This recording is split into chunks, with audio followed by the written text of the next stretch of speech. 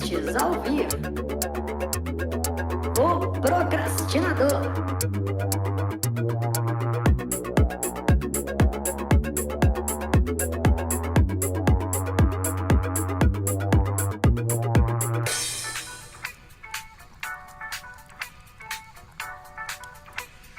Olá, pessoa procrastinadora. E aí, seus procrastinões? Meus queridos, eu sou Pacheco e tô aqui para mais um episódio deste podcast. E hoje, mais uma vez, com mais uma daquelas feras que vocês estão aí acostumados a ver aqui todos os episódios dessa terceira temporada, meus queridos. E agora eu vou pedir para ela se apresentar, dizer para nós o nome dela e dizer também o que é que ela costuma dizer para as pessoas, para explicar para elas quem ela é. Oi, Washington, boa noite. Antes de mais nada, muito obrigada aí pelo convite para estar conversando com todos os procrastinadores no dia de hoje. É um prazer estar falando aí com vocês. Eu sou a Luísa Batista, eu sou triatleta profissional, faço parte da seleção brasileira desde 2012 de triatlon. Em 2019, fui a primeira mulher a vencer os Jogos Pan-Americanos no triatlon e estou praticamente classificada para os Jogos Olímpicos de Tóquio.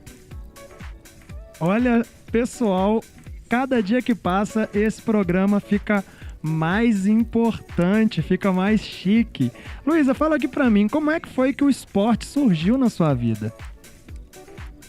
Bom, eu desde criança pratico muitos esportes, assim, sempre gostei bastante, fui uma criança extremamente ativa, né?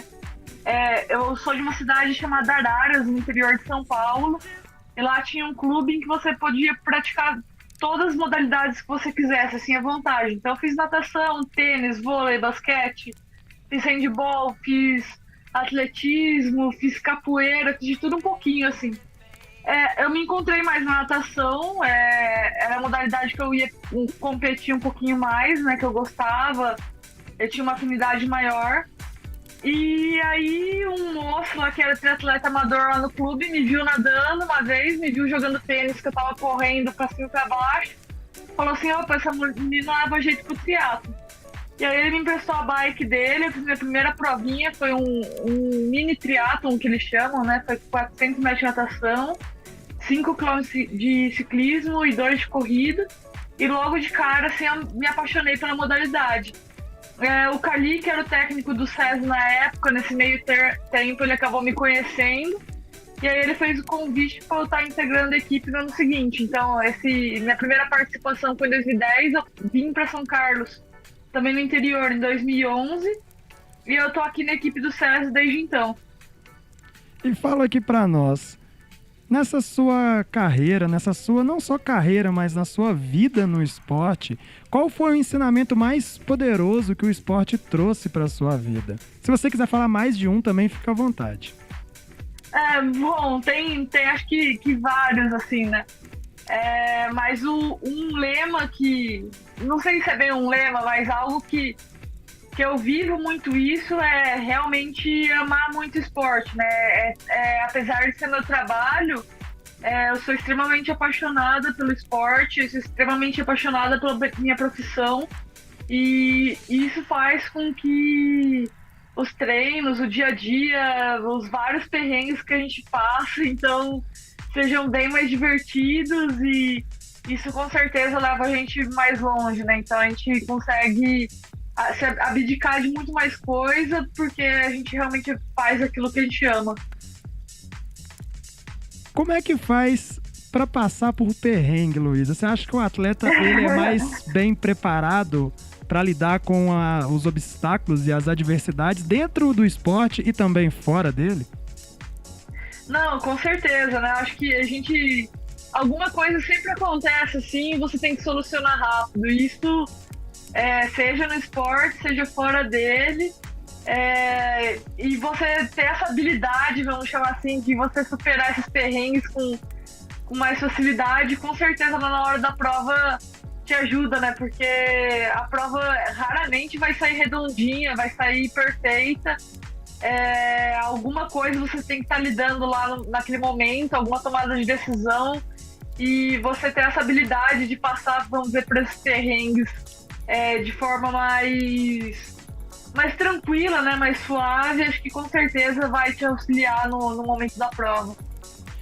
Você tem alguma dica, alguma técnica, alguma coisa que você tem internalizado, ou que você treinou, ou que é da sua vivência de bastante tempo no esporte, que você pode trazer pra gente, para que as pessoas, através dessa sua experiência, aprendam alguma forma de lidar melhor com esses obstáculos também nas vidas delas? Bom, eu até, por essa semana aqui, eu tava conversando, eu trabalho com uma psicóloga, com Carla de Piero, e eu era uma menina muito ansiosa pré-prova, né, e muitas vezes, eu cometia erros, assim, por conta dessa ansiedade aí, que era algo que me atrapalhava, né.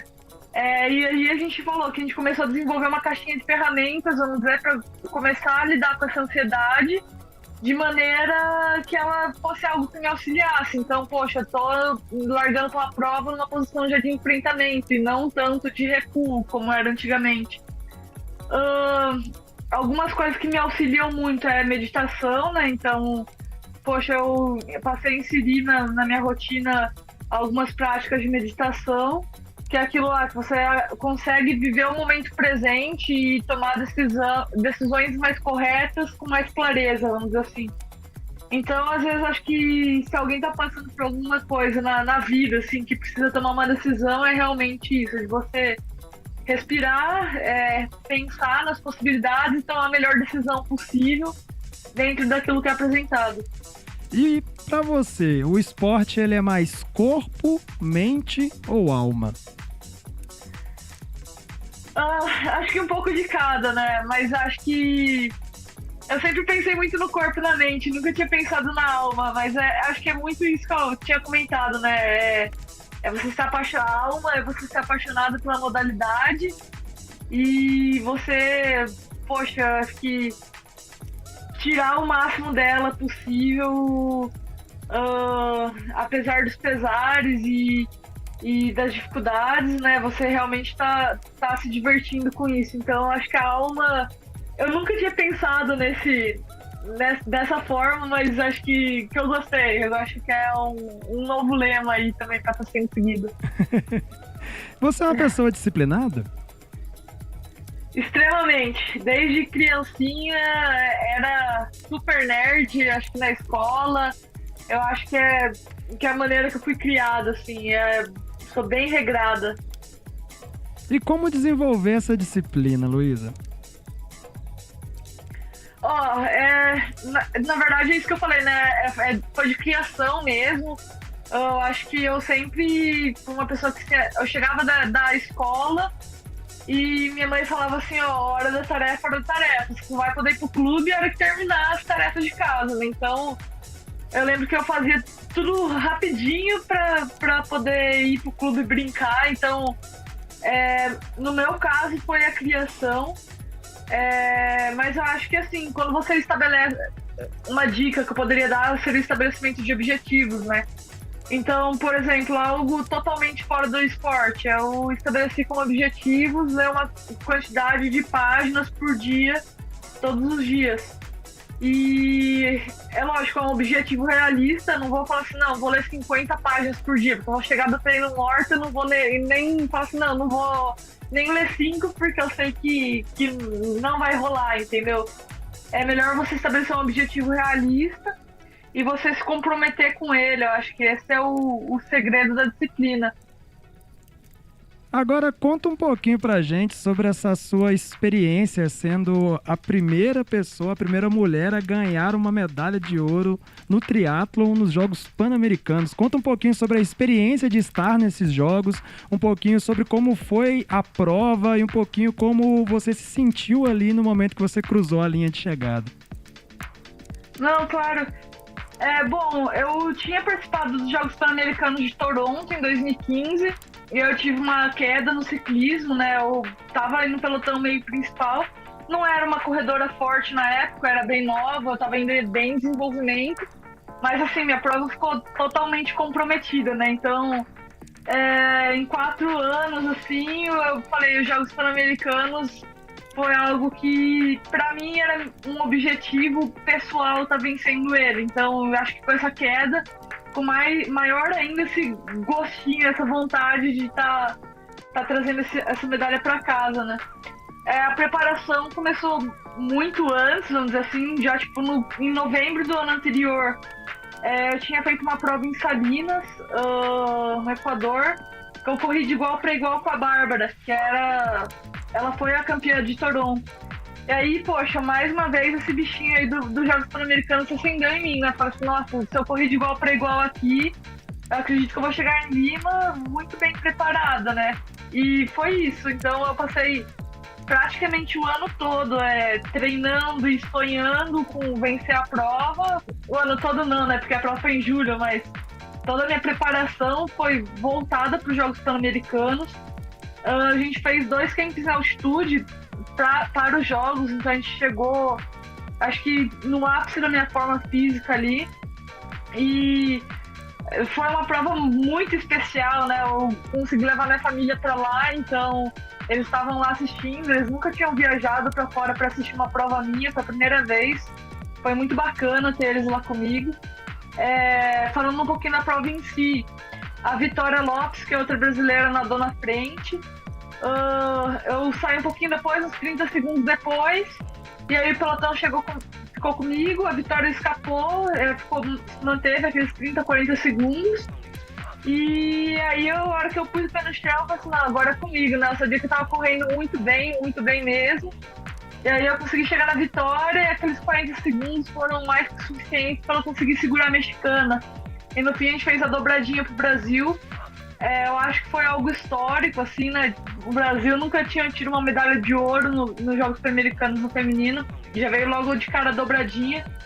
E eu acho que foi importantíssimo, porque marca um desenvolvimento do esporte mesmo, né? Porque a gente vê que, poxa, tanto eu quanto a Vitória, nessa época a gente tava tendo resultados muito, muito bons, assim, pro Brasil no triatlo. Então, foi Jogos Pan-Americanos, depois teve o Mundial de Lausanne, que foi um resultado extremamente positivo, depois teve o evento teste de Tóquio, que as duas também fizeram resultados históricos. Então, poxa, a gente praticamente ali, falei 3 provas, né? Com essas 3 provas a gente praticamente consolidou e carimbou o passaporte aí para Tóquio. Desde 2004, se eu não me engano, vão 2 mulheres para os Jogos. 2008 foi uma, 2012 foi uma, 2016 foi uma, e agora para 2020, no caso 2021, a gente finalmente conseguiu abrir 2 vagas no feminino. Então, eu acho que isso foi um resultado importantíssimo para o Brasil e que realmente marca aí uma geração bem talentosa aí no feminino. E como é que fica o coração, como é que foi receber a notícia de que os jogos seriam adiados, as Olimpíadas no caso?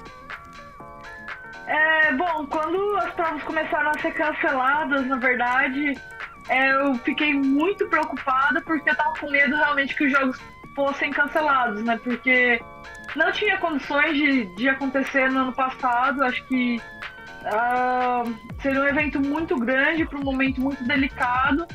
E eu recebi, na verdade, acho que até com uma certa tranquilidade o fato de que ia ser adiado. Primeiro porque, poxa, eu sou extremamente grata de viver numa época em que os jogos não são cancelados, né? São adiados. Eu sei que o Japão deve ter, poxa, o gasto que os japoneses vão ter com isso vai ser enorme, enorme mesmo. Mas eles estão fazendo de tudo para que realmente o evento ocorra.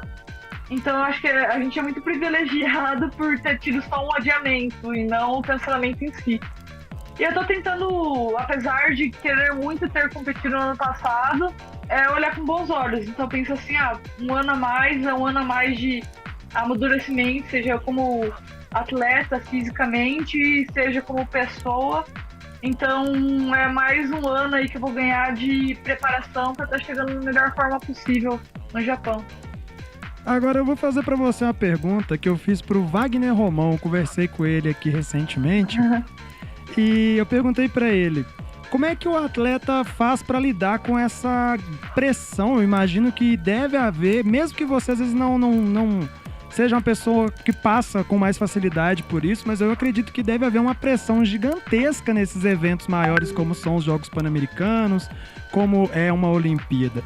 Você tem algum treino? Você já falou aqui sobre a meditação, mas na hora do vamos ver ali, como que é lidar com essa pressão toda em cima desses grandes eventos? Bom, acho que todo atleta, né, se cobra muito, então, em particular, a maior pressão minha é causada por mim mesma, então, às vezes você olhar com certo carinho para você mesma é importantíssimo. Hoje tem uma rede de apoio de pessoas que isso também é extremamente importante, então, por exemplo, nos Jogos Pan-Americanos, deu 10 dias antes, eu já sei até quando acontece. Comigo é sempre assim, mais do que a véspera da prova, 10 dias antes. Parecia a teoria do caos, assim, que veio o medo de cair de novo, veio o medo de, poxa, furar um pneu, de alguma coisa fora do seu controle acontecer. E aí eu busquei essa rede de apoios. Então conversei com o Eduardo, que é meu treinador, conversei com a Carla, conversei com todas as pessoas, minha família, meus amigos, e eu consegui criar uma rede que realmente me deu um suporte para passar esse momento, esse nervoso, esse desespero, e conseguir olhar com mais tranquilidade para o momento da prova. Ultimamente eu tenho me pressionado pouco, né, antes da prova. Eu acho que é mais realmente assim, ao longo da preparação, que, poxa, eu sempre busco o melhor no dia a dia. E algo que eu tenho pra mim, quando eu sei que a preparação foi muito bem feita, eu consigo entrar na prova com uma pressão bem mais baixa, então, nesses grandes eventos. Então, como eu disse, nos Jogos Pan-Americanos, poxa, eu tava extremamente treinada, a gente tinha feito 2 altitudes, eu sabia que tava correndo muito bem.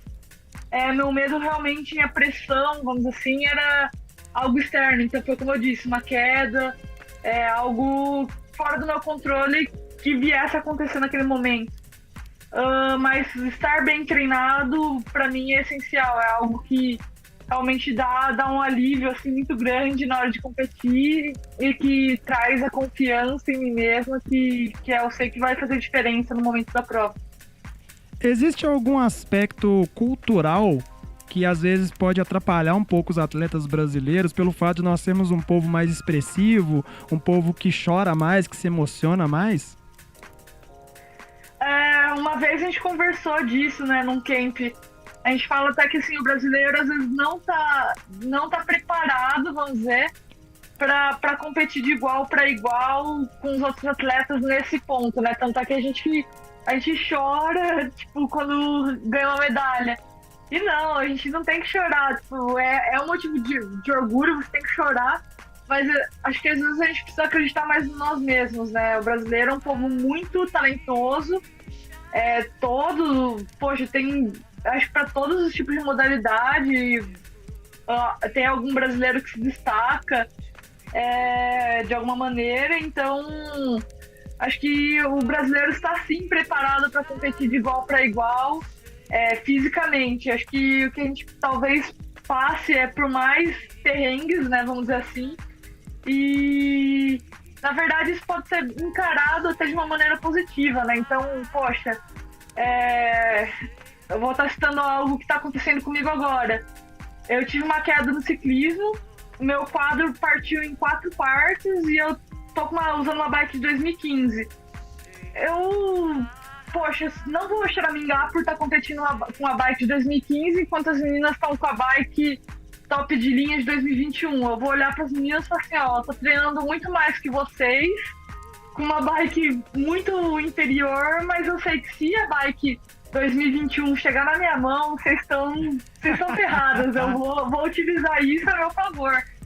Então, acho que é isso, né? O brasileiro passa muito mais perrengues, mas dependendo da ótica que você enxerga, que você tem, né? Você pode usar isso a seu favor ou não, entendeu? Então, poxa, eu não vou choramingar por estar usando uma bike de 2015. Se chegar na hora da prova, eu tiver com a bike 2015, eu vou falar assim, meu irmão, eu treinei melhor do que qualquer uma. Eu vou com essa bike me manter aqui no pelotão e vou pisar aí no chão e vou tentar correr melhor que você ainda, porque eu sei que pra mim é muito mais difícil que pra você, entendeu? Então, é algo que eu peguei pra mim, assim, que eu acho que todo brasileiro podia pegar isso, né? Porque a gente está muito bem preparado fisicamente para competir de igual para igual com todas as pessoas. Talvez, assim, falte um pouco do incentivo de maneira geral, mas fisicamente não temos nada a perder. Antes de te fazer a próxima pergunta, eu queria só frisar para quem está escutando este episódio que isso que a Luísa falou é algo muito interessante. Até para as vidas mesmo, cotidianas que a gente tem, para os nossos objetivos, para quem quer empreender, para às vezes quem quer escrever um livro, para quem quer até passar num vestibular. Muitas e muitas e muitas vezes na vida a gente acaba vivendo muito de condição e não de decisão. O que ela disse aqui é basicamente, ela prefere viver de decisão do que de condição. Porque quando você vive de condição, você está se pautando naquelas coisas que você acredita que te limitam, que te impeçam de fazer, que acabam ali te atrapalhando de fazer uma coisa, e às vezes elas podem até mesmo te dar uma dificuldade maior para fazer aquelas coisas acontecerem. Mas isso não quer dizer que elas devam te impedir de parar de fazer aquilo. Então essa é uma dica muito legal, busque sempre pensar, olha, eu tô dizendo não para isso que eu quero fazer, eu tô adiando tal coisa, eu tô me entregando, eu tô desistindo porque eu estou pautado nas condições que eu tenho ou não para exercer isso aqui agora, ou para as decisões, eu estou decidindo fazer ou não. E é muito doido, porque se você vai ver, por exemplo, muitos atletas, eu gosto muito de corrida, me apaixonei pela corrida em 2019, isso mudou completamente a minha vida, e eu comecei a ver muitas histórias de muitos atletas de elite que começaram a correr sem nem ter tênis. Poxa, tem um documentário na Netflix que é Lorena, lá de Pés Descalços, que é um documentário sobre uma ultramaratonista que corre de sandálias. E ela é campeã, todo mundo já treme quando ela chega na prova, porque já sabe que ela vai ganhar, porque ela corre e ela flutua de sandálias, coisa que às vezes a pessoa com um tênis lá de $1.000 não consegue fazer. E a pergunta que eu quero te fazer agora é um pouco fora disso que eu falei, eu só realmente quis frisar isso para nossa audiência aqui, porque é algo que você citou e que eu acho muito legal mesmo. Eu me pergunto muito sobre isso quando eu comecei a ouvir outras pessoas falarem sobre essa questão de decisão e condição. Mas o que é que você acha que tem em abundância e o que é que falta para o esporte brasileiro? Bom, eu acho que você tinha até citado, né, a parte cultural. Acho que o Brasil não vive o esporte brasileiro, né? Então, poxa, se você perguntar quais são os maiores ídolos para as crianças de hoje em dia, eles não vão citar um atleta olímpico, por exemplo. E isso talvez falte hoje em dia, né? Algo cultural. Então, poxa, a criança tem que aprender na escola quem são os atletas, quem são os ídolos. E isso para que o incentivo volte a acontecer, né? De uma maneira generalizada. Poxa, as empresas vão valorizar o atleta profissional se as pessoas tiverem como ídolos os atletas profissionais. Isso é muito difícil, porque, por exemplo, hoje em dia,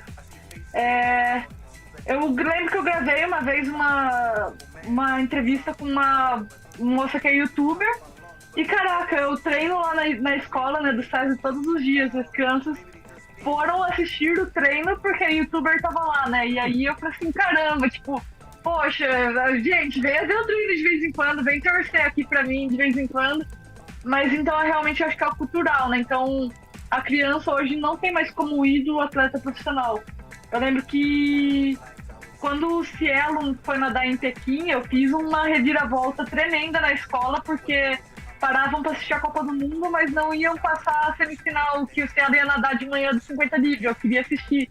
E aí no fim colocaram uma TVzinha lá na quadra, né? A gente assistiu, mas isso eu acho que é o que falta hoje, né? Um incentivo para as pessoas realmente consumirem, vamos dizer assim, o esporte profissional, o esporte olímpico, e que daí os ídolos sejam esses atletas, para que as empresas passem a investir e apoiar cada vez mais.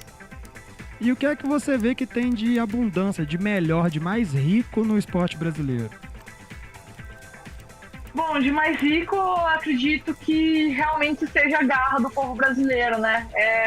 Como eu disse, hoje, poxa, o atleta que chega na condição de ser um atleta profissional, ele já, aqui no Brasil, ele já tem algo de diferencial, assim, ele já tem uma garra a mais, um sangue nos olhos, vamos dizer assim, maior do que a maioria dos outros atletas de outros países.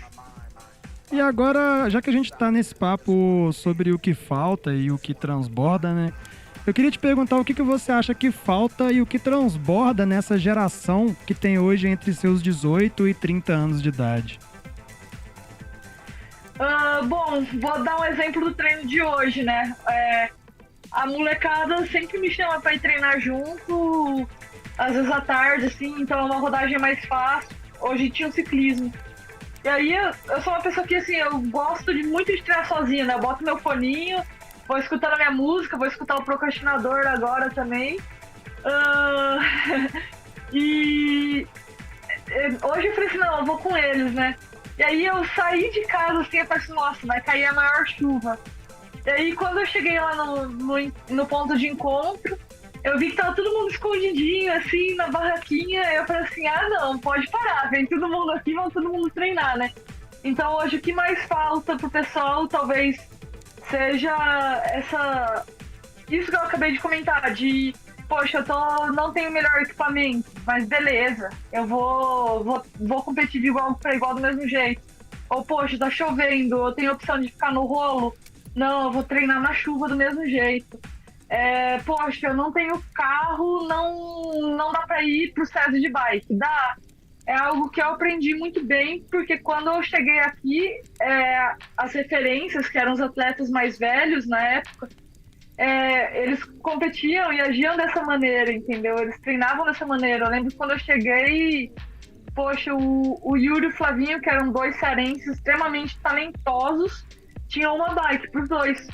E aí eles iam pro treino dividindo a bike. Então, tipo, um ia correndo, o outro ia pedalando. Aí eles invertiam, sabe? Eles davam um jeito. E hoje, poxa, graças à minha carreira profissional, eu consigo ter melhores condições. Então, poxa, eu consigo fazer um treino indoor num rolo tecnológico que simula subida, descida. Eu consigo pro treino de carro. Então, acho que talvez isso falte para essa molecada hoje em dia. Isso que você falou, né, da condição.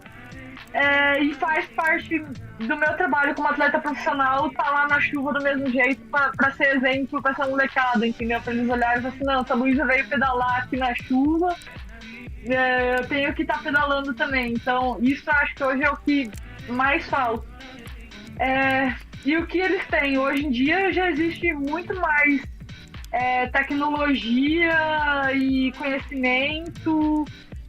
Os próprios exemplos, né, são muito maiores dentro do esporte, então eles podem aprender muito mais do que quando eu fui atleta. Então, e ter outras referências também, né? Então eu sempre falo assim, quando eu peguei pra mim que eu queria ser campeã dos Jogos Pan-Americanos, o Reinaldo já tinha sido campeão, que é o Reinaldo Colucci. E daí eu falei assim, não, poxa, se o Reinaldo faz, eu também posso fazer. E isso pra molecada, acho que eles têm cada vez mais referência, né? A gente vê que o triatlo é uma modalidade que está em constante crescimento. E, poxa, isso já você ver o caminho, você conhecer o caminho já é meio caminho andado, vamos dizer assim, né? Você já sabe o como fazer, é só executar realmente. E hoje em dia tem tido uma crescente muito grande aí, tanto de vídeos na internet, de comentários, em geral mesmo, se fala mais sobre o triatlon, se fala mais sobre o Ironman, por exemplo. Tipo, quando eu tinha ali por volta dos meus 17 anos de idade, pra falar a verdade, eu demorei até muito tempo a descobrir que existia o Ironman, pra descobrir que existiam essas provas maiores, essas provas de endurance. E hoje eu vejo que muito por bolha mesmo de internet, quando você começa a pesquisar, por exemplo, desenvolvimento pessoal, é muito fácil você cair num vídeo de um atleta, porque muitos dos conceitos que se fala em desenvolvimento pessoal, eles têm em abundância ali no esporte. Você falou agora, por exemplo, uma coisa que é um pressuposto de programação neurolinguística, que é... O que são os pressupostos de programação neurolinguística? São aquelas frases de afirmação do tipo, se ele consegue, eu também consigo. Se alguém fez, eu posso fazer. Se ninguém fez, eu seria a primeira pessoa que vou fazer aquilo. E então eu acho que hoje realmente a gente está vendo um boom disso. Eu queria te perguntar, você acha que o exemplo ele é mais poderoso que qualquer outra forma de aprendizagem? Ah, com certeza. A gente aqui no SES, a gente tem o que a gente chama de pedagogia do exemplo, né? Que é realmente isso. Então, poxa, eu como atleta profissional,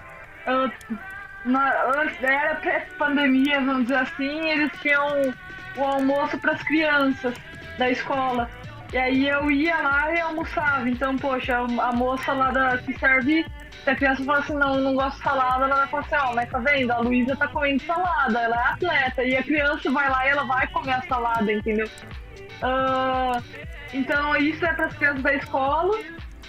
Pros atletas já da equipe de base, acho que esse exemplo é mais vivo ainda. Foi o que eu disse, né? A hora que eu vi o pessoal lá na barraquinha escondida, eu já dei a maior bronca. Todo mundo saiu, foi pedalar e eu falei assim, você começa a assumir uma posição de maior responsabilidade, acho que perante as crianças, né? Porque o que você faz e a maneira que você age realmente impacta mais e mais essa molecada. Então, acho que ser atleta profissional não é apenas resultados, são esses exemplos positivos assim que você tem que ter. O esporte ele gera um amadurecimento acelerado nas crianças? Acredito que sim, né? A gente vê que rapidamente assim você tem que virar adulto, vamos dizer assim. Então, quando eu vim para São Carlos, eu tinha 16 anos. Eu tive que virar uma adulta muito rápido em determinadas coisas, porque aquilo, o ambiente exigia isso de mim, né? Então, poxa, primeiro viver a vida mesmo. Então, tive que aprender a cozinhar, a cuidar da casa e todos esses aspectos, vamos dizer, mais domésticos, assim, coisa que eu não fazia em Araras com tanta frequência, entendeu? Eu tive que me virar, porque senão eu não teria como sobreviver realmente. Então, e eu vi isso em todos os atletas que passaram por aqui, que vieram para cá, né? A gente amadurece, passa realmente para a fase adulta, vamos dizer assim, muito mais rápido. E vem cá, você é competitiva em todas as áreas da sua vida? Não, eu sou bem competitiva, mas como eu disse, né, eu acho que eu sou muito competitiva comigo mesma. Então, por exemplo, na educação, na escola, eu queria tirar o 10, entendeu? Eu sempre exigia o mais perto da perfeição possível, né? Eu não me contentava com os 6 que era a média para passar. Eu queria sempre tentar tirar o máximo daquilo. Como eu disse, eu acho que ele está muito voltado para a minha forma de criação, né? Eu sempre, desde criança, falei que eu queria ser uma atleta olímpica. Com a natação, eu vi lá no meio do caminho que não daria. Eu falei assim, não, eu quero... O que me inspirou a ser uma atleta olímpica foi o jogo de vôlei do Brasil com a Itália, né? Em 2004, que o Brasil ganhou da Itália com a medalha de ouro. E eu lembro até hoje, assim, eu saí daquele jogo pirado. Eu falei, não, eu quero um dia tá fazendo isso que eles fizeram.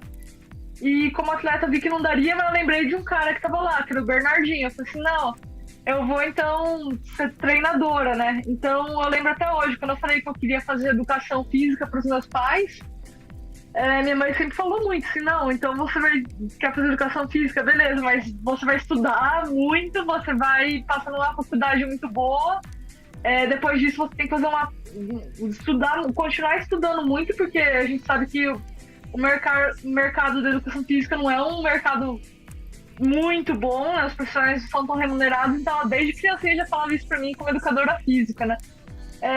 Meu sonho realmente foi estar nos Jogos Olímpicos. Eu cursei educação física, eu me graduei esse ano, mas aí com o triatlon eu achei a oportunidade de ser atleta, né? Então eu até me perdi aqui um pouquinho, mas isso foi algo que eu sempre fui muito competitiva, não sei se é a palavra certa, mas eu sempre busquei isso, a perfeição naquilo que você faz, seja na área acadêmica, seja na área esportiva, seja como pessoa. Não sei se isso é o ideal. Às vezes você ter uma flexibilidade é extremamente importante, né? Eu acho que isso foi algo que também com o trabalho com a Carla a gente vem desenvolvendo, não deixar as coisas tão preto no branco, talvez aprender a, poxa, pode não ser tão perfeita assim, né? Mas você aceitar isso, aceitar a não perfeição é importantíssimo. Mas, sim, eu acho que eu sou uma pessoa perfeccionista do mesmo jeito. Existe competitividade tóxica? Competitividade negativa? Pode existir. Acho que tudo depende da maneira que você lida com essa competitividade, né? Eu acho que é necessário você competir, até nos treinos é necessário você competir, assim, às vezes para você poder extrair um pouquinho melhor aquilo que você faz, você poder se dedicar um pouquinho mais, mas dependendo de como você lida com isso, pode ser algo negativo. Então acho que realmente é a maneira que você lida com a competitividade para que ela não seja algo prejudicial, principalmente no dia a dia. Eu acho que é importantíssimo na competição, você tem que estar competitivo, né? O próprio nome diz. Mas no dia a dia é algo que você tem que saber lidar com isso. Olha, pessoal, isso é uma coisa muito interessante também. É importante a gente frisar que isso que ela tá falando eu traduzo de uma maneira assim, você tá me dizendo que existe essa competitividade e que ela tem duas polaridades, ela pode ser boa, ela pode ser ruim, e que cabe ao atleta, cabe à pessoa saber converter essa energia dessa competitividade para ser mais focado, para ser mais concentrado e saber usar essa força nos momentos certos, né? E agora eu quero te perguntar, como é que se forja um atleta campeão? O que ele precisa ter para ser campeão? Bom, primeiro a disciplina, né? Tudo que a gente já falou, né? Você saber que você vai ter que cumprir aquilo no dia a dia. Como eu disse, hoje estava chovendo, poxa, tive a bike lá para cumprir. Pronto, missão cumprida. Então, isso é importantíssimo, a disciplina. O segundo é você realmente ser apaixonado por aquilo que você faz também, que eu já comentei, né? Porque se você não for apaixonado, você às vezes vai deixar de cumprir alguma tarefa, ou você vai ficar vai se irritar com aquilo de alguma maneira. Então você ser apaixonado por aquilo que você faz também é importantíssimo. E eu acho que é isso, você saber lidar com as adversidades. Então a tal da flexibilidade, que eu era uma pessoa extremamente perfeccionista e poxa, hoje eu já aceito algumas coisas. Isso é importantíssimo na hora da prova, por exemplo, como eu falei, nada vai sair 100% perfeito, 100% planejado. Você tem que ver aquilo lá que aconteceu e, poxa, tomar a melhor decisão possível para resolver aquilo da melhor forma. Então, acho que são vários assim, os aspectos que o atleta profissional tem que ter. O aspecto da coragem, né? A gente também trabalhou muito esse tema, então eu sempre fui uma menina mais tímida e, poxa, quando eu comecei a me expor mais, assim, como pessoa, eu percebi um resultado extremamente positivo também na competição, porque eu comecei a me desenvolver a coragem pessoal, de às vezes de conversar com alguém, coisa que eu não tinha antigamente. Até um dos trabalhos que eu faço, toda prova eu tenho que conversar com um atleta estrangeiro. Meu inglês não é muito lá essas coisas, mas, poxa, eu tento me expor de alguma maneira pessoal para que a exposição na hora da prova seja mais fácil. Então esse desenvolvimento de coragem você tem que ter como atleta profissional. Então acho que são vários aspectos, mas esses acho que são os mais importantes. Disciplina, amar o que faz, ter essa flexibilidade de saber que nem tudo é preto no branco e ter coragem para realmente se jogar aí naquilo que você está fazendo. E diz aqui para mim, Luísa, talento ou trabalho duro? Trabalho duro, 100%. Talento, eu sou a prova viva de que não existe talento. Eu sou toda tortinha, assim, nadando. Eu correndo devagar, fico com a minha perna jogo de lado, assim, correndo rápido não. Correndo rápido eu consigo ir mais correto, assim, mas talento eu não tenho quase nada, mas a gente passa horas e horas treinando, acho que você acaba desenvolvendo muito. Agora, eu queria te perguntar uma coisa. Eu vendo o seu Instagram, eu vi que tem umas fotos de você fardada lá. Você tem uma posição, alguma relação com o exército? Sim, eu faço parte do programa de atletas de alto rendimento do Exército desde 2014. O Exército tem uma importância extrema assim, na minha formação, né? Porque eu ainda era muito nova, o triatlo é um esporte extremamente caro e, poxa, o Exército me acolheu como terceiro sargento e, poxa, eu representei o Brasil como militar e como civil. E em troca disso eu tinha soldo todo mês, que foi o que permitiu que eu pudesse treinar e competir de uma maneira muito mais profissionalizada, né? Então, poxa, o Exército foi o que fez a diferença total aí na minha formação. O que você aprendeu de mais valioso lá dentro? Assim, o que foi mais rico, mais poderoso dessa sua vivência? Foi muito legal quando a gente incorporou no Exército, né? A gente fez um treinamento de campo e a gente foi uma noite assim no campo e, poxa, a gente teve que desenvolver muito aquele espírito de equipe realmente, né? O triatlo é um esporte individual, você não, por mais que tenha equipe e tudo mais por trás, ali era assim, um segura a mão do outro e se você tem que realmente apoiar o seu companheiro ali do lado, porque senão todo mundo vai se ferrar, né? Então, foi muito legal, assim, desenvolver esse espírito de corpo, foi algo que a gente foi muito frisado na nossa formação lá dentro, e isso foi muito legal. Agora fala aqui pra mim. Me fala 3 hábitos que mudaram completamente a sua vida. 3 hábitos, vamos lá. Tem esse de ler, eu gosto muito, sempre gostei. Eu gosto muito das biografias, então você aprender sempre com alguém. Se você não tá afim de ler, tá meio cansado, assistir algum documentário, alguma coisa assim, da história de alguém, eu acho sempre importantíssimo. Você sempre aprende muito, mesmo que não tenha nada a ver com esporte, né? Você aprende muito com as outras pessoas. Acho isso bem bacana. Um segundo hábito pode ser o da meditação, né? Que eu citei. Você estar em contato com você mesma e você entender cada vez melhor aquilo que você está sentindo ou você está pensando. Você realmente ter essa visão do que está acontecendo com você. Acho isso extremamente importante, que me auxiliou muito, né? Então, é um hábito que para mim é importantíssimo inserir.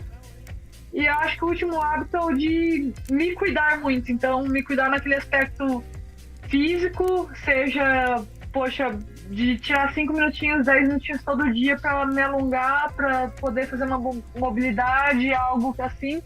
Ou até mesmo assim, não, hoje eu tomei um banho mais tarde, vou secar o cabelo antes de dormir para não pegar uma gripe. Então, realmente o me cuidar é algo que esse momento para você, acho que é algo que veio a me ajudar muito também. Tem algum livro que você indicaria aqui para a audiência do Procrastinador que você acha essencial? Tem alguns, né? Fica à vontade. Livro que eu gostei muito foi o do Guga. Eu achei bem bacana, né? Então, poxa, ele sendo brasileiro e conquistando tudo que ele conquistou, acho que é bem bacana. O Guga parece ser um cara muito gente boa, né? Ele parece alguém muito legal de conviver com ele assim. E agora eu queria saber, eu tenho tido uma luta recente aí, muito intensa, contra alguns aspectos mais negativos da minha alimentação. Tem sido uma pauta muito importante, eu tenho feito vários desafios de cortar açúcar e tal. Eu queria saber de você, a alimentação é uma parte importante da sua rotina? Não, é importantíssimo, né? Acho que faz toda a diferença no seu combustível. Então, imagina, você pode ter uma Ferrari no seu corpo. Se você colocar gasolina adulterada, não vai andar. Então, a alimentação é sim importantíssimo. Eu também, assim, erro às vezes, vamos dizer assim, né? Acho que hoje a gente tem muita facilidade. Então, puxa, eu pego meu celular e em 5 minutos eu peço a comida que vai vir aqui perto de casa. Não necessariamente vai ser a comida mais saudável do mundo. Algo que eu tenho feito e tem me ajudado muito a conseguir me organizar, né? Então, poxa, eu comprei um freezer e eu já faço aquele almoço, assim, pra estar um exército, congelo tudo nas porções bonitinhas, para que eu chegue do treino e não tenha que me preocupar com nada. É só descongelar e fazer. E isso tem dado muito certo, né? Porque eu, na verdade, achei um mecanismo para facilitar o dia a dia de uma maneira que eu realmente consiga seguir o plano da maneira mais perfeita que possa ser seguida. Então, fazer isso tem me ajudado bastante aí para seguir a dieta e ir em ordem todo dia. Tem algum alimento que é seu ponto fraco, assim? Eu posso falar por mim que, cara, sorvete pra mim é um negócio que me balança mesmo, assim. Tem alguma coisa que te tira, às vezes, do sério, que você tem até dificuldade, você fala assim, nossa, eu não posso ver isso na minha frente? Eu gosto muito de comer, então se o seu problema é sorvete, você tá tranquilo, porque eu gosto de sorvete, gosto da pizza, gosto do hambúrguer, eu gosto do que aparecer assim de porcaria, eu gosto, né? Mas aí eu realmente tento, eu não digo me controlar, né? Mas, poxa, no dia a dia tento comer certo e sempre, na verdade, eu não me julgo por comer alguma coisa de errado, assim, por exemplo, um fim de semana que eu sei que o dia foi mais puxado. Eu sempre tiro um dia, assim, que eu vou comer mais tranquila, alguma coisa, agora não, porque tá tudo fechado, mas que eu vou pedir uma pizza, que eu vou pedir um hambúrguer e por mim tudo bem, né? Porque o tanto que a gente treina e acaba gastando, tudo bem. Eu tenho um fraco também pelo chocolatinho, então todo dia eu como um pedaço de chocolatinho, só que eu não como uma barra de chocolate. Eu consigo lá comer a barrinha e ter eu não sei se ter um controle, mas me satisfazer com aquilo lá, mas todo dia eu tô lá comendo, entendeu? Toda refeição tem um chocolatinho que, na verdade, pra encerrar, assim, que eu sei que já tô satisfeita. Acho que tudo na vida é uma questão de equilíbrio, né? E olha, onde é que você vê mais diferença, assim? É físico, é no mental, é nos dois? Eu acho que os dois, né? Primeiro, poxa, o físico, você comer comida vai te fazer se sentir melhor, né? Então você vai estar mais nutrido, você vai estar mais forte, ao mesmo tempo sua porcentagem de gordura vai baixar, você vai conseguir, principalmente com a corrida, eu vejo que está muito relacionado, assim, a porcentagem de corrida, de gordura baixa com a corrida. Eu percebo quando eu tô bem magrinha mesmo, que eu corro bem, mas não... Eu tenho que estar forte também ao mesmo tempo. Então, comer a comida é essencial. Eu acho que tem esse bem-estar mental também, né? Você sabe que... Quando você sabe que você tá se alimentando e tá se nutrindo aquilo, eu tô falando pro meu corpo assim, ó, eu tô colocando a gasolina boa aqui em você, então você vai andar forte. Então, sim, acho que tem benefícios aí em ambos os sentidos. O sacrifício, às vezes, ele é necessário, mas também você ir um pouquinho para aquele lado ali que você, em tese, não deveria, faz até mesmo o sacrifício valer mais a pena, né? E, Luísa, fala aqui pra mim, onde é que você se vê em 10 anos? Tá, bom, 10 anos parece longe, mas tá aí já, né? É pertinho. É pertinho. Bom, eu tenho esse sonho de estar participando dos Jogos de Tóquio. Eu tenho o sonho e a vontade de participar de mais um ciclo olímpico, então até 2024 permanecer no ciclo olímpico. E depois eu gostaria muito de correr provas de longa distância. Eu sou fãzaço, assim, eu já fiz prova de 70.3. Eu adorei a distância. O bichinho do Iron me picou assim também agora nesse período de base, né? Então eu falei, não até 2024, porque realmente foca no Olímpico, né? Que é curto, é intenso.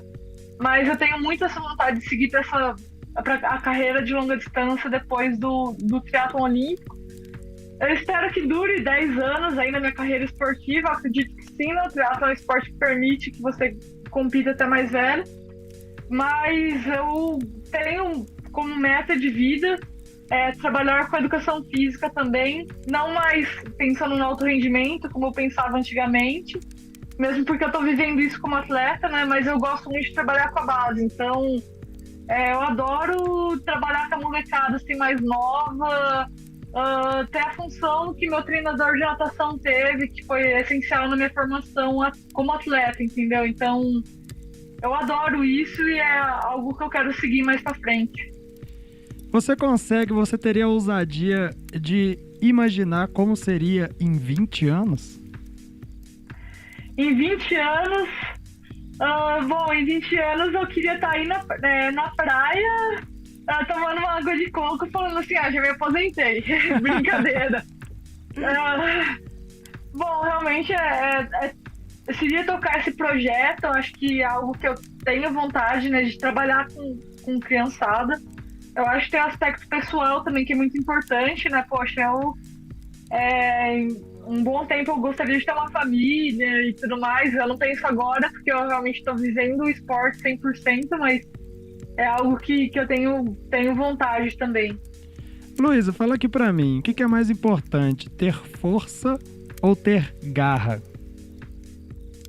Não, ter garra, com certeza. Acho que é o que vai trazer a decisão final, assim, é aquilo lá quem acredita mais, né? Então, a garra é essencial. Duas coisas, assim, que eu sempre tenho pra mim com relação a isso. Essa pergunta veio agora. Eu sempre falo aqui que não basta você acreditar para fazer alguma coisa, porque não é só porque eu acredito que eu vou ter uma Ferrari, vou sair ali fora, vai ter uma Ferrari. Não, eu acredito que eu vou fazer dinheiro. O Silvio Santos vai entrar aqui agora e vai jogar um aviãozinho de dinheiro em mim? Não vai. Mas basta não acreditar para não ser possível. E eu tenho um grande amigo que eu fiz a minha primeira meia maratona aí, tem umas 2 ou 3 semanas. E eu encontrei com ele, eu tava terminando, sofrendo demais, assim, pra terminar a corrida, e ele tava começando a dele.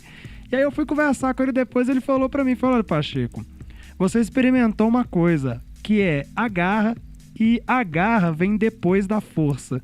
Eu achei muito legal essa colocação dele de que você precisa fazer força pra descobrir a garra, mas você também precisa da garra pra conseguir fazer força. E Luiz, agora eu vou entrar aqui numa parte final da nossa conversa, e essa é uma parte um pouquinho mais casca grossa. São umas perguntas assim, para realmente te tirar da sua zona de conforto, e eu vou fazer elas e depois eu vou te pedir para dar um recado final aqui para os nossos queridíssimos procrastinadores que chegaram até esse ponto da entrevista. Então vamos lá, você pode aí esfregar as mãozinhas e tá preparado? Tô sim, vamos lá. Olha, o romancista Miguel de Cervantes diria que quem perde seus bens perde muito, quem perde um amigo perde mais, mas quem perde a coragem perde tudo. Luísa, o que é o medo? O medo é talvez aquele pensamento, na verdade, né, que vem quando você antecipa algo de ruim. Poxa, você pode ter medo, acho que, de errar, você pode ter medo de diversas coisas, eu sei lá, eu sou uma pessoa que eu tinha muito medo de errar ao entrar numa prova de triatlon, né? Hoje em dia, minha ansiedade está mais voltada ao ter medo de não conseguir fazer algo bem, então, dizer assim, é um medo mais positivo, porque eu quero fazer aquilo. Então eu mudei o meu pensamento, eu mudei a minha visão e, consequentemente, eu mudei, vamos dizer assim, o meu medo. Deixei meu medo um pouquinho mais tranquilo, né? Então, eu acho que o medo é esse pensamento aí de você antecipar algo de ruim. E como vencer o medo? Realmente você sabendo que o medo é algo que é fruto da sua imaginação, né? Que ele existe, ele tá lá, mas você que controla, você saber que você controla o medo faz com que você veja ele, como eu falei, não é mais um monstro, um bicho de 7 cabeças, não, ele vai continuar lá, ele vai estar presente, mas aí ele já virou um monstrinho, assim, então você saber entender isso, entender que todo mundo sente medo, acho que é essencial. Luísa, o que é o fracasso? Bom, fracasso é quando você se propõe a fazer algo e não atinge aquele algo, mas não porque você... se você não atingir, mas você deixou aquilo, tudo que você podia naquilo, beleza, né? Seja no dia a dia, seja naquele momento, no momento da prova, já que a gente tá falando de esportes, né? Então, se você saiu satisfeito com sua preparação, saiu satisfeito com o que você entregou no dia, falou assim, não, eu entreguei tudo e ainda assim foi ruim, beleza. Agora, se você deixou de cumprir uma coisinha, pra mim já é um fracasso, entendeu? Você fala assim, não, puxa, podia ter me entregue mais. Então, acho que o fracasso é quando você não conquista um objetivo e sai com aquela sensação de não ter entregado tudo que você podia. Qual o seu maior fracasso? Bom, teve um evento uma vez que eu me decepcionei muito comigo mesma. Foi um evento de relay em Abu Dhabi, porque eu tinha feito a prova individual, eu fiz muito mal. E eu geralmente sou a pessoa que abre os revezamentos, né? Só que se você abre o revezamento e abre mal, você já comprometeu o revezamento inteiro, né? Você já vai entregar pro segundo integrante já mal e não tem como reverter. Então é uma baita uma responsabilidade você abrir o revezamento, porque tudo depende de você. Se você errou, já era, né? E eu tinha feito a prova individual mal e eu falei assim, não, pessoal, eu não quero abrir o revezamento. Eu quero ser a terceira integrante, porque é sempre nessa ordem, uma mulher, um homem, uma mulher de um homem. E depois da prova, sabe quando você fala assim, caraca, eu devia ter aberto, porque mesmo que eu fizesse mal novamente o revezamento, mas ter pego a responsa pra mim e falado assim, não, eu vou entregar tudo aquilo que eu não fiz ontem, entendeu? Então, eu acho que o meu maior fracasso foi nesse evento, assim, literalmente perdi pra mim mesma, e aí no fim a vitória abriu o revezamento, coisa que, tipo, hoje em dia eu já olho com outros olhos. Depois desse evento de Abu Dhabi, eu já olho com outros olhos, então eu vejo que eu tenho que abrir um revezamento, cara, eu adoro, porque eu falo assim, beleza, eu posso ter tido uma prova individual horrível, mas no revezamento é uma segunda oportunidade, né, então eu gosto dessa resposta hoje em dia, mas ali naquele dia em específico, eu perdi pra mim mesma, né? Falando que eu queria ser a terceira. Acho que no esporte esse foi o meu maior fracasso. O fracasso de foi o que eu falei, você já tá misturando tudo que você perguntou, o medo com o fracasso, né? Então, eu tava com medo de errar no revezamento, da mesma maneira que eu tinha errado na prova individual e, poxa, eu recuei. Então, acho que esse foi o meu maior fracasso no esporte até hoje. Como é que faz pra ser feliz, Luísa? Bom, essa é cabeluda, mas pôr em palavras isso aí é difícil, né? Mas acho que realmente é fazendo aquilo que você ama, fazendo bem, sabendo que o que você tá plantando você vai colher. Então, poxa, eu quero plantar coisas boas porque eu sei que eu vou colher coisas boas. E eu acho que é isso, né? Você viver com o máximo de intensidade possível. E como é que você gostaria de morrer, minha querida? Ixi. Espero que seja bem velhinho, assim, que eu nem saiba o que tá acontecendo, né? Já sabendo que eu aproveitei muito e que realmente tava na hora de descansar. E agora a minha última pergunta pra você, antes de pedir pra você dar um recado final aqui. O que é a vida? Bom, a vida é muito curta, né? É uma oportunidade que surgiu pra você e que eu acho que você tem que abraçar da melhor maneira possível, né? Então, tem que viver com toda a intensidade, com todo o amor que você tem pra dar, né? Acho que a vida é isso, na verdade, né?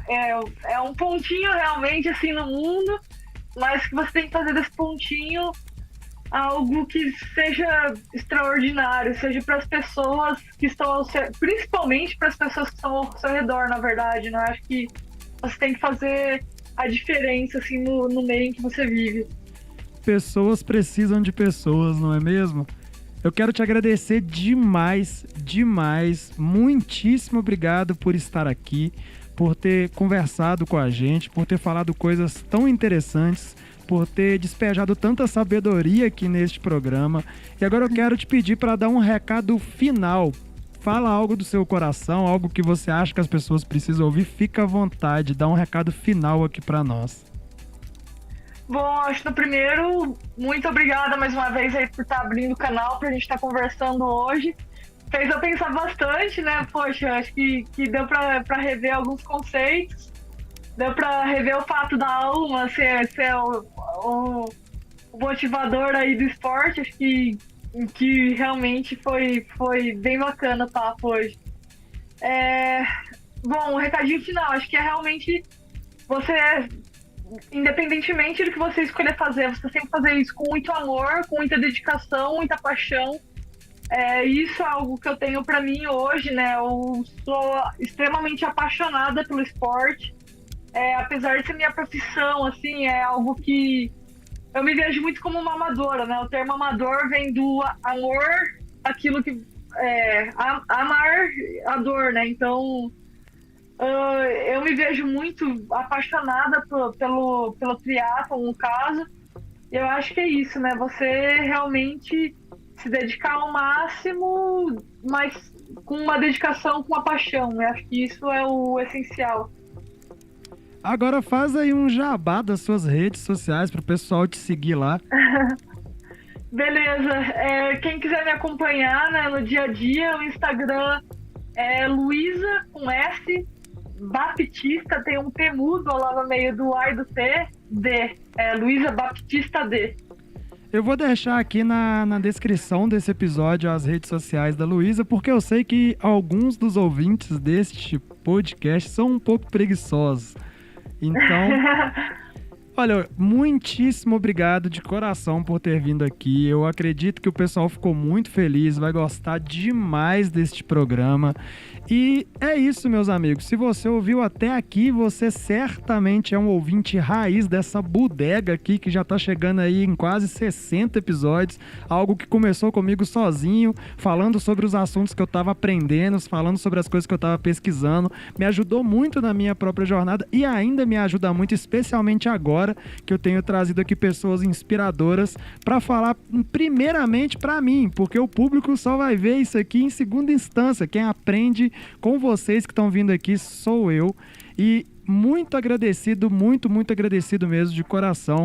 E pessoal, considere compartilhar esse projeto, dá um trabalho danado manter essa frequência de publicação. Considere mostrar para os seus amigos, mostra para o seu pai, para sua mãe, para o irmão, para o periquito, para o vovô, mostra para todo mundo, principalmente pessoas que você acredita que precisam ouvir as coisas que essas feras que estão vindo aqui andam falando. E você que está ouvindo e que está acompanhando sabe que tem muita coisa bruta, muita joia já lapidada, não coisa que você precisa lapidar, coisa que você precisa ouvir, internalizar, modelar, fazer da sua forma, porque claro, é impossível você copiar o que a Luísa faz, é impossível você copiar o que o Pachequinho faz, mas você consegue ouvir o que as pessoas estão falando aqui e modelar, levar para o seu próprio estilo de vida. E bom, segue a gente lá em @o.procrastinador no Instagram. Meu Instagram pessoal, que é Pachonacho, com 2 Os no final, vai estar tudo na descrição também para facilitar a vida de vocês. E facebook.com/procrastinador. Aliás, facebook.com/oprocrastinador. Eu tinha uma página que era facebook.com/procrastinadores, mas o Instagram o Facebook resolveu apagar ela.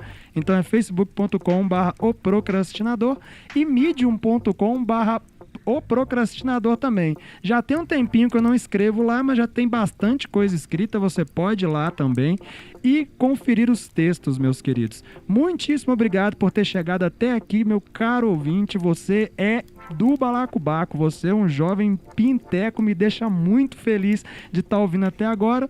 Eu sou Pacheco, vou ficando por aqui. Muitíssimo obrigado mais uma vez e até uma próxima.